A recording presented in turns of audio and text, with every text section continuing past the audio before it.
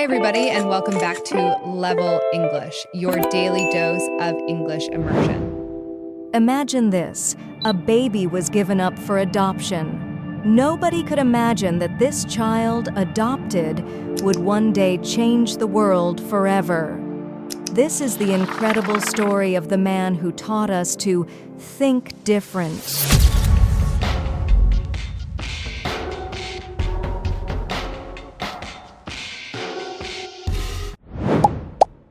In a small hospital in San Francisco, 1955, a baby boy was born. His birth parents couldn't keep him, but fate had special plans. Paul and Clara Jobs opened their hearts and home, promising to help this child grow. They named him Steve. Young Steve's eyes were full of wonder as he looked at the world around him. While other kids played with toys, he took them apart, wanting to see how they worked. His teachers often found him looking out the window, not because he couldn't learn, but because his mind was already thinking about bigger ideas. Then came a meeting that would change everything. Steve met a friend named Steve Wozniak. Sometimes the people we meet by chance become the ones who change our path forever. Who has destiny brought into your life? Think about this. A small garage in 1976, two young friends working on computer parts, staying up all night, eating pizza, and dreaming big. Jobs would say, "We can put a computer in every home." while others thought it was a silly idea.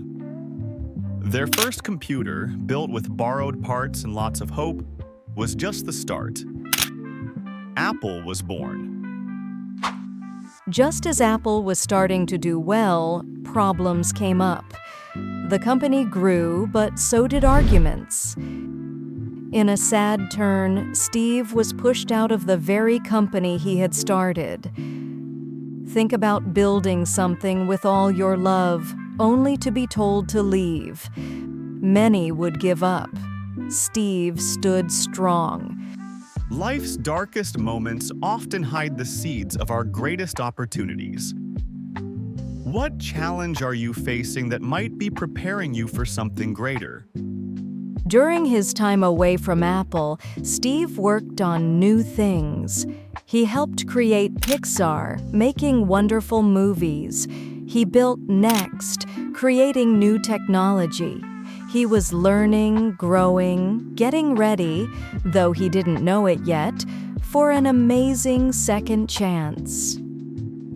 When Apple was in trouble and asked Steve to come back in 1997, he didn't return feeling angry, but with new ideas. He told his team, "We're here to make a big mark on the world." and mark it they did. The colorful iMac, the game-changing iPod, the world-changing iPhone. Each product wasn't just a thing. It was a door to new possibilities. The world has a strange way of bringing us back to unfinished business. Perhaps your greatest contribution is still waiting for you to return to it. Steve became known for wearing a simple black shirt and jeans, the same clothes every day. Why? Because he saved his thinking energy for the things that really mattered. He pushed his teams to make products so beautiful and simple that they seemed like magic. Simple is harder than complex, he would say. Like you learning a new language now, Steve had to find simple, clear words to share his big ideas.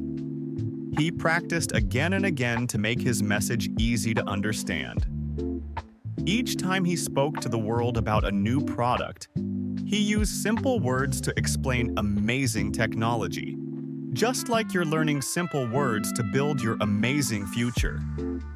When words don't come easily, remember that even great speakers like Jobs had to practice. Each new word you learn is a tool to build your dreams. When Steve visited Japan, he fell in love with their simple, clean design style. He brought these new ideas back to Apple. Learning a new language is like this too. You're not just learning words, but new ways to see the world.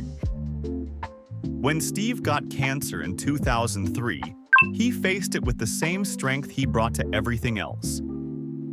Even as his body got weaker, his spirit stayed strong. He kept creating, inspiring, and pushing limits until his final days in October 2011. We cannot control how much time we have, only how deeply we use it. If today were your last day, would you be proud of what you're creating? Today, when you use your phone, listen to music, or watch a cartoon movie, you're seeing pieces of Steve's work.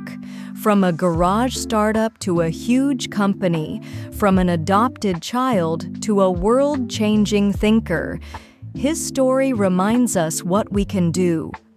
Steve was the son of Syrian immigrants and was adopted by an American family. This unique mix of backgrounds helped shape how he saw the world.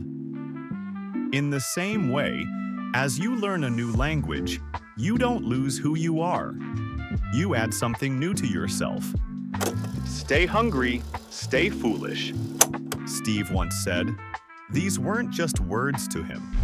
They were how he lived. He never stopped learning, never stopped dreaming, never settled for good enough when amazing was possible. Hope isn't just wishing for better days. It's working to create them. What dream are you hungry enough to chase, even when others call it foolish? What would Steve Jobs tell you today? Maybe that your time is precious, that your special way of seeing things matters, that the dots of your life will connect looking back, even when they don't make sense looking forward. Most importantly, that you have everything you need to make your own mark on the world. Just as Steve started with small steps in that garage, you're building your future word by word, sentence by sentence. Each new word you learn opens a door.